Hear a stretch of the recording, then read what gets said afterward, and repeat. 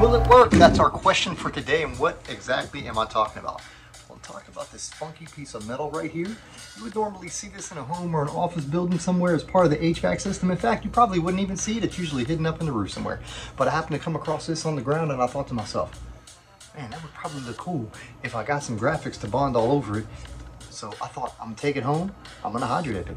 But today, I don't wanna paint this thing. I just wanna do it as is. Only thing I'm gonna do is tape these two ends. I'm gonna get my film cut out, and then I'm gonna try to roll this across the film and get that film to bond all over this. So without further ado, let's get into it.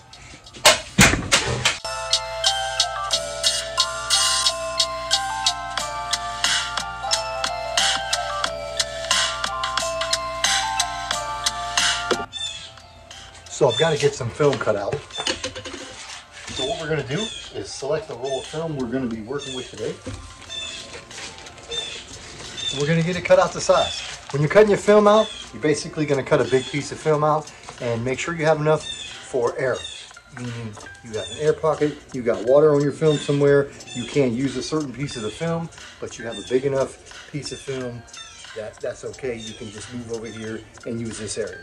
So first things first, we'll get our film laid out and we'll get it cut out. Now I'm deciding if I'm going to tape off these borders. Sometimes I do, sometimes I don't. I'm going to need a pretty good sized piece of film to roll this. So imagine I'm going to tape this piece right here. By the way, the tape failed. We didn't go with the tape. I may or may not come up with something by the time I get to the dip tank, but if I don't, oh well, it is what it is. And this is just a test, so we'll know for the future. So basically, I'm going to take this once my film's on the water and it's ready to go, and I'm going to roll it across this film and try to get all this to bond. So I want a big enough piece where I know I'm going to be able to roll this whole thing over and it's all going to cover, and I know that this right here is a good size for me. So I'm going to get this cut out, and I have these right here. These are just some film clamps. Made these from stuff I got at the Home Depot. A couple pieces of metal, a bag clip, some glue, you're good to go. This really helps you just hold your film while you're transferring it, while you're cutting it out, whatever. So I'm going to get my film cut out. I got just a little bit of this film left. Maybe mess with something small in the future. What's up with this freaking bird?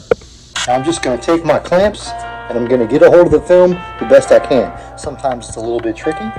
Sometimes it works right away. But basically, you're going to slide these clamps onto your film and just try to get a hold of it. Boom, I got one side. Now, while I'm putting these clamps on, just tell you that they do help with the larger pieces when you're getting them transferred over onto the water. So you can set them down nice and easy. Just got to get a good grip. I got a little breeze blowing too, so that also makes it hard. But basically, you got it like that. Now you can transfer it over. I'm going to make a few slits in my film just because I was shown this way. So sometimes I do this, sometimes I don't. It just kind of helps your film move as you go. So let's go over to the dip tank. We're going to get our film onto the water. So now I'm bringing my film over to the dip tank and I'm going to set it down onto the water. My goal here is to keep all the water under the film and let none of it on top of the film. I also want to avoid any little air bubbles if possible, so I set this film down nice and gently.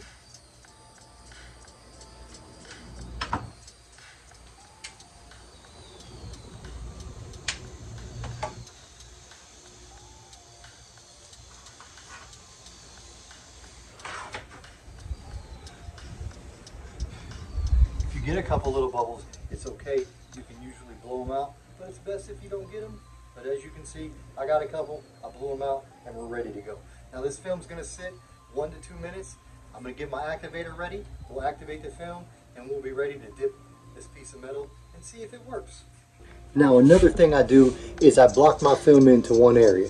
That way when I hit it with an activator, this film doesn't spread out everywhere because it's paint sitting on a piece of plastic. And once I hit it with an activator, that plastic dissolves the rest of the way and your paint is just floating on the water. So you block it in so it doesn't spread out, your graphics don't get all fat, or you don't just lose them altogether.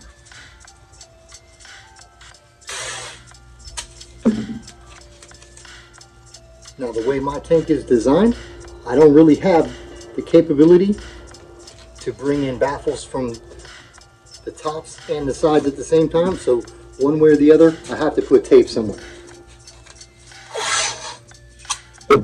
So I brought the baffles in from the top and bottom, and I'm putting some tape here on the sides. So here's how my film's looking currently. Now it's almost ready to be activated.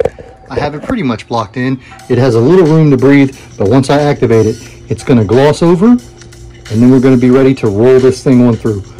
So let's activate it.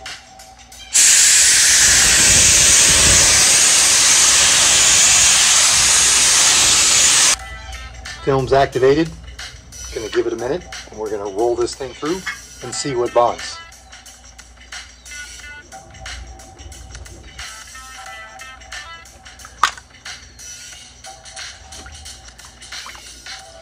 Did it work? This is pre-rinse off right here. So after we rinse it off, we'll see what actually bonded. But right here, it looks like it worked to me. So how neat was that, right? And I guess the only thing left to know is, did it work? Well, check it out for yourselves. Here we are, our metal piece. Now, all in all, I would give it like a 70 out of a 100. I think the film bonded way better than I really actually initially thought.